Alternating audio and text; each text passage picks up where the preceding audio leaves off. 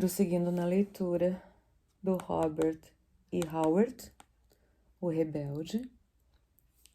Começamos então, finalmente, no capítulo 1º, que tem uma linda imagem do Howard e dos personagens. Muito bonita a edição.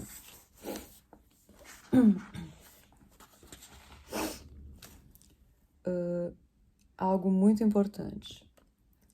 Essa edição possui notas de rodapé. As notas de rodapé serão lidas no final desta leitura, para que ela seja fluida. No final dessa leitura, eu vou fazer a leitura das notas de rodapé para aquelas pessoas que quiserem se inteirar melhor do quanto é aqui narrado. Capítulo 1.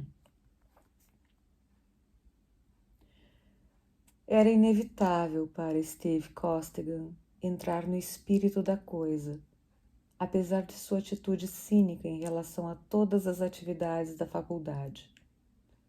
Estava um pouco envergonhado por seu incontrolável entusiasmo e, na maioria das ocasiões, procurava se distanciar dos participantes, da multidão, e observar tudo com o olhar frio do observador desinteressado. Achava isto impossível e culpava seu inflamável sangue celta.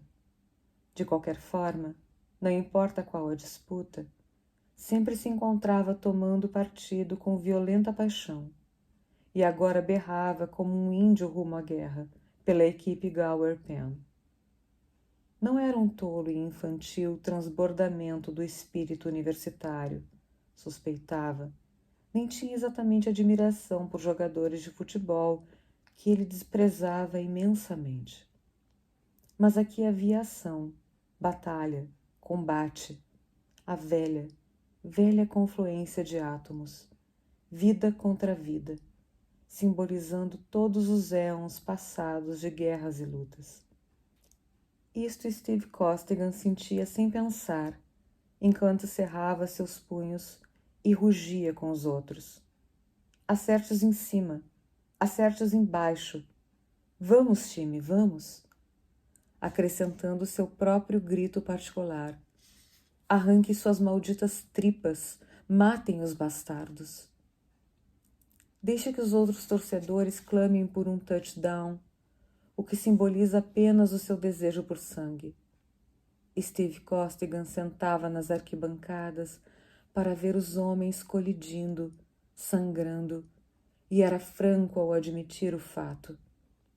Irracionalmente honesto a esse respeito, enquanto os torcedores, homens e mulheres que rugiam por um touchdown, eram tão inconscientemente amorais quanto aquelas senhoras e senadores que lotavam os anfiteatros da Roma antiga a discutir a perícia e a beleza das corridas de bigas. E esse público de futebol, mesmo sem saber, ansiava por ver batalha e derramamento de sangue, assim como aquelas senhoras e senadores emocionados secretamente, anticocheiros morrendo sob os cascos frenéticos. Temple University de Abilene contra Gower Penn College sempre foi o jogo mais importante do ano na associação atlética da qual ambas as escolas eram membros. Steve, um fã nato de boxe, estudava as táticas agressivas do jogo, mas emocionava-se até a medula ao ver esses jovens gigantes dilacerando-se por algo feito com couro suíno. Joe Franney sustentava seu olhar atento. Franney, o capitão da equipe Gower Penn, atarracado, incrivelmente forte, que com suas pernas curtas e musculosas e seus 77 quilos embalados em 1,75 m de altura, parecia qualquer coisa a um olho inexperiente, menos um corredor. Mesmo assim, Franney era reconhecido como o homem mais rápido do Sul e o maior corredor do futebol de qualquer lugar, mais rápido ainda que Red Grange. O Grande Paddock não havia notado Franney? Gower Penn adorava o jovem com uma paixão cega, e hoje ele estava recompensando essa devoção. Rajadas de gritos reverberavam pelo campo. O sol afundava no oeste. Pelas laterais, erguia-se a batalha de rivalidades e um clamor ocasional sinalizava o confronto de fãs embriagados. Perto de Steve, 2 homens bebiam de um frasco, sorrateiramente, e animados cuspiam palavrões. À frente deles, uma mulher contrariada olhou para trás furiosa. Vocês deveriam se envergonhar. Qualquer um que use essa linguagem. A equipe da Sample enfraqueceu antes dos ataques esmagadores do invencível time da casa, que, liderado por seu herói e com o título da associação em vista, redobrava seus esforços. O último jogo de Franney. Nunca mais carregaria uma bola de futebol em um jogo amador. E ele estava na sua melhor fase. Agora, recuando sob a larga sombra das balizas de Gower Penn, ele agarrou a esfera no ar e correu alucinadamente pelo campo. O time da Sample mergulhou, caiu, o deixou escapar. Ele os driblou e passou. As arquibancadas enlouqueceram. A última vez em que carregará uma bola de futebol em um jogo universitário, e ele atravessa todos os 90 metros por entre a equipe inteira da Sample até o touchdown. A mulher que havia iniciado o sermão sobre palavrões estava de pé, olhando como se atordoada. Que merda, ela dizia. Que merda. Steve arrepiou-se até as pontas dos dedos e projetou a esperança de que sua própria carreira pudesse terminar em alguma chama de glória. Com o verdadeiro instinto do artista, ele odiava o anticlímax. O último trimestre chegara ao fim enquanto o anoitecer matizava o ar com um cinza suave. As arquibancadas esvaziavam-se lentamente, cuspindo homens e mulheres que, vestindo seus casacos e mantas, balbuciavam sobre a última disparada de Franney. Steve ergueu-se de onde estava, notando uma certa rigidez nas articulações, e desceu até o campo, onde os membros da equipe vitoriosa eram içados nos ombros dos colegas admiradores, enquanto as alunas os bajulavam como, bem ou mal, as mulheres sempre fazem com os vitoriosos.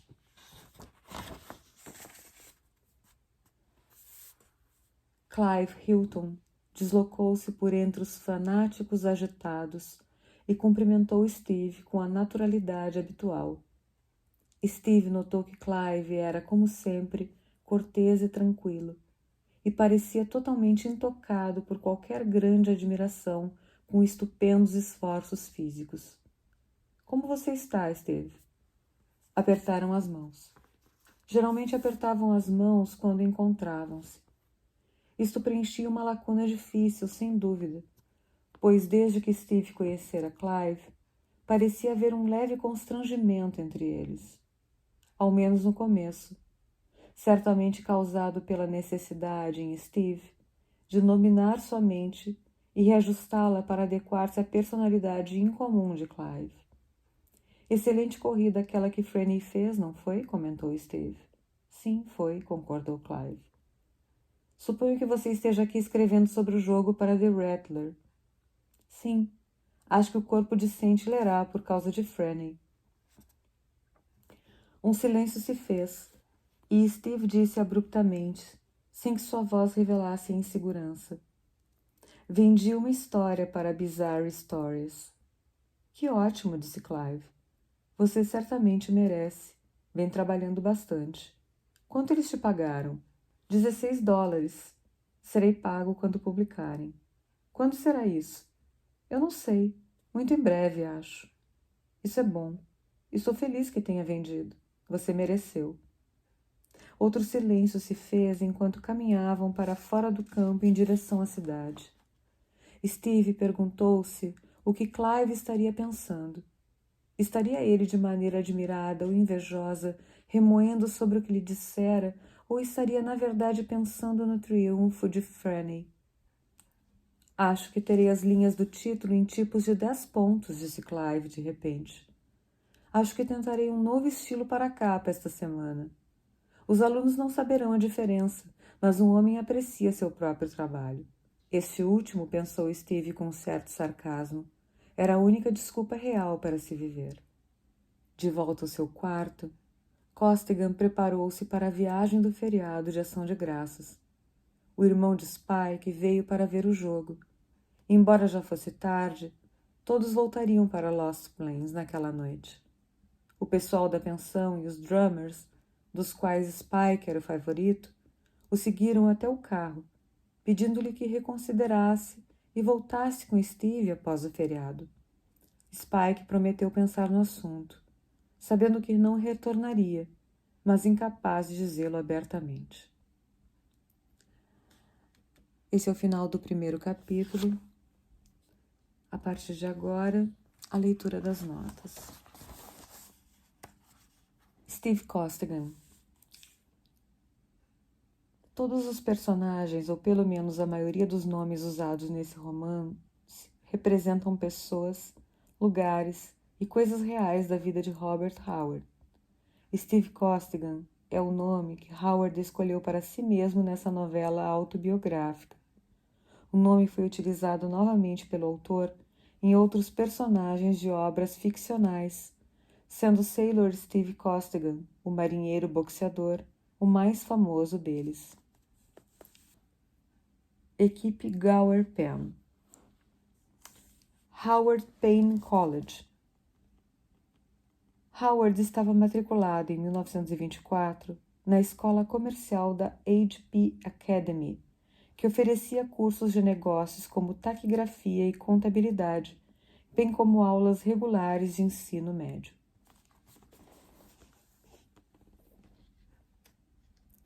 Sample University. Trata-se da Simon's College.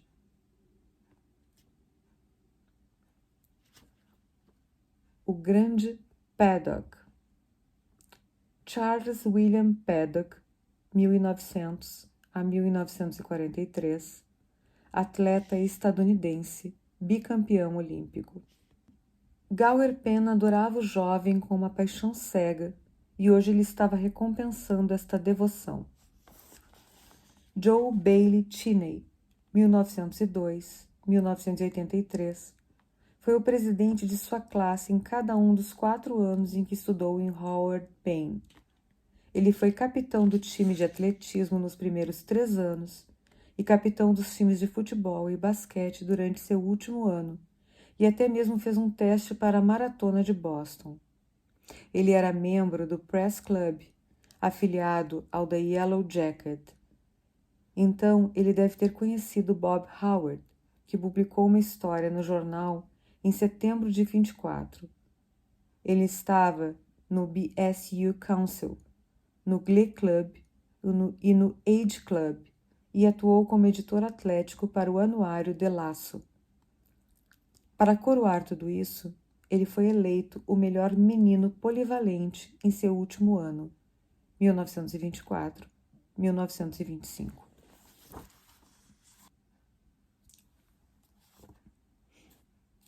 No trecho A Última Vez em que Carregará uma Bola do Futebol em um Jogo Universitário, e ele atravessa todos os 90 metros por entre a equipe inteira de Sample até o touchdown. O jogo descrito é de 27 de novembro de 1924, entre Howard Payne e Simon's College. Durante o jogo, embora não no quarto período, Cheney correu por todo o campo para um touchdown. A equipe Howard Payne marcou 26 pontos contra 6 de Simons e conquistou o título de Texas Intercollege Athletic Association.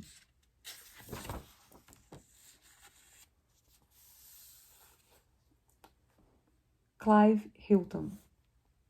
Tavis Clive Smith, aluno do último ano da Brownwood High School e editor-chefe do jornal estudantil. Os dois, Howard e Smith, conheceram-se na primavera de 1923 e permaneceram amigos até o fim da vida de Howard. The Tatler, jornal estudantil da Brownwood High School. Na parte, sim, acho que o corpo discente lerá por causa de Frenemies. A nota é: The Tatler, de 1º de dezembro de 1924, publicou o artigo Yellow Jacket Smash Simons na primeira página. Na parte, vendi uma história para Bizarre Stories. A revista Weird Tales aceitou Spear and Fang em novembro de 1924. Foi o primeiro conto que Howard publicou na famosa revista Pulp, mais especificamente em julho de 1925. Trata-se de um conto pré-histórico sobre a luta por uma mulher entre um Cro-Magnon e um Neandertal. Muitos contos famosos de Howard foram veiculados em Weird Tales como os ciclos de Conan. Na parte, acho que tentarei um novo estilo para a capa esta semana. A nota é: The Tatler, de 1º de dezembro de 1924, exibia um novo formato de 6 colunas. Lost Plains. A nota é: Cross Plains, pequena cidade do Texas, onde Howard passou a morar com seus pais a partir de 1919 e onde cometeu suicídio em 11 de junho de 1936. Drummers. Seriam, a nota é: os Boomers, Jazz W e Lois alugaram quartos na Avenida Austin, 417. Spike é Lindsay Tyson, o melhor amigo de Howard em Cross Plains. No Howard Payne Bulletin, junho de 1925, Tyson é admitido como aluno do 2º grau na HP Academy para o verão de 24. Ele está listado como um aluno do último ano da academia para o ano letivo de 24 e 25. Foi Tyson que emprestou a arma com a qual Howard tirou sua vida. A tragédia abalou o amigo para sempre.